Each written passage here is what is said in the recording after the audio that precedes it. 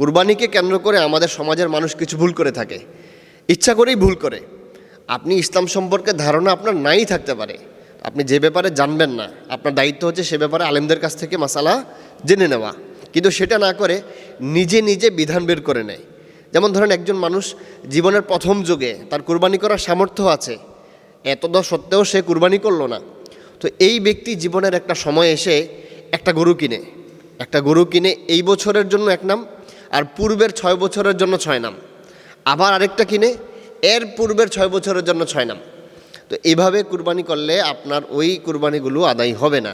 মাসআলা হচ্ছে একজন মানুষ যদি কুরবানি করার সামর্থ্য থাকা সত্ত্বেও সে কুরবানি না করে, তাহলে সে একটি বকরি ক্রয় করার জন্য যে পরিমাণ টাকা প্রয়োজন সেই পরিমাণ টাকা সে সদকা করে দিবে। কুরবানি আসলে আমাদের সমাজের অনেক মানুষ নাম নিয়ে তালগোল পাকিয়ে ফেলে, কার নামে কুরবানি হবে।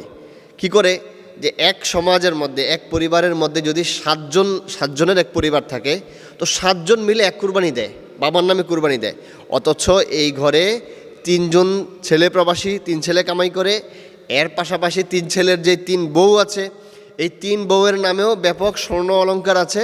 তো এরা কি করে 7 জন মিলে বাবার নামে কুরবানি দিয়ে দেয়।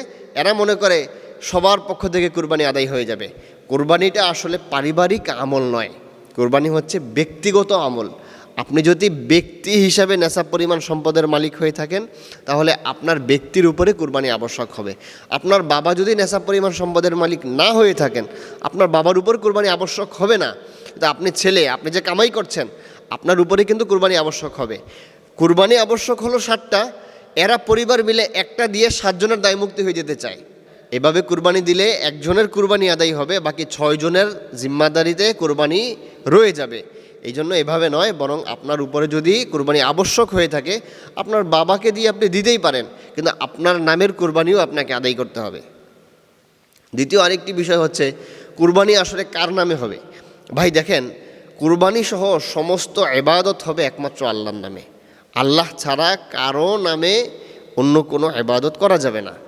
আপনার পক্ষ থেকে হতে পারে, আপনি এটার সুরত এভাবে হতে পারে যে আমার পক্ষ থেকে, আব্দুল্লাহর পক্ষ থেকে আল্লাহর নামে কুরবানি করছি, আমার পক্ষ থেকে আল্লাহর নামে কুরবানি করছি, আমার বাবার পক্ষ থেকে আল্লাহর নামে কুরবানি করছি, আমার দাদার নামে আল্লাহর পক্ষ থেকে কুরবানি করছি।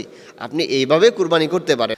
আমাদের দেশের মা বোনদের একটা সমস্যা আছে, মা বোনদের নামে স্বামীর পক্ষ থেকে যে স্বর্ণ অলংকার আছে, টাকা পয়সা আছে, ওনারা এটাকে নিজের সম্পদ মনেই করেন না, এবং ওনারা স্বামীর কুরবানিকে নিজের নামে চালিয়ে দিতে চায়।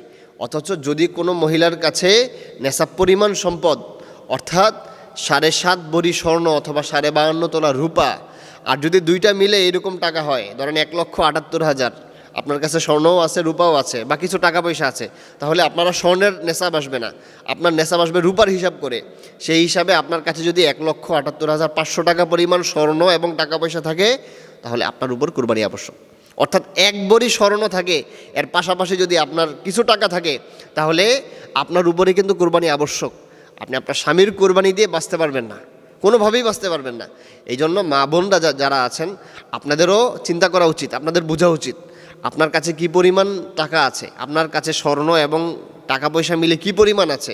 এটা যদি 2 লক্ষ টাকা বা 1,78,500 টাকার উপরে হয়ে যায়, তাহলে কিন্তু আপনার কুরবানি আবশ্যক। আপনি কুরবানি না দিতে পারেন, যদি আপনি না দেন, এটা আপনার ইচ্ছা, তাহলে আপনি কিন্তু গুনাহগার হবেন। এই জন্য মা বোন যারা আছি, স্বামীর কুরবানি স্বামীর জায়গায়, আপনি প্রয়োজনে একটু ছোট দেন, আপনাকে দেওয়া তো নিষেধ নাই। আপনার যদি টাকা পয়সা না থাকে, কম থাকে, আপনি ছোট দেন, প্রয়োজনে 7 জনে মিলে একটা দেন, 10,000 করে দিলে 70,000। এই জন্য কুরবানি আপনার আবশ্যক, আপনাকে দিতে হবে। আল্লাহ তাআলা আমাদেরকে বুঝার তৌফিক দান করুক।